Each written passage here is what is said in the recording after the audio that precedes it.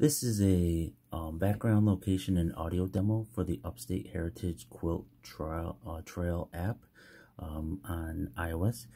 When you go into the application and you start it, you'll hear the background location audio working.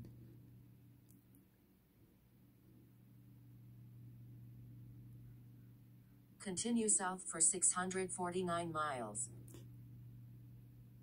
And it'll continue to work in the background as we look at other things online.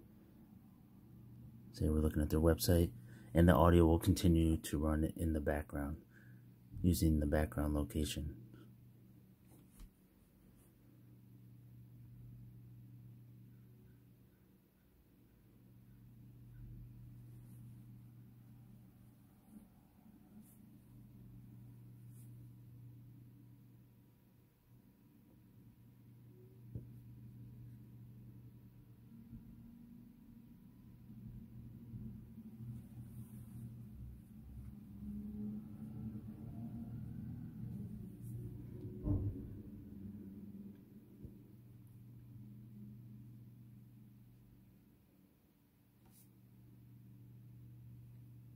Continue south for 649 miles.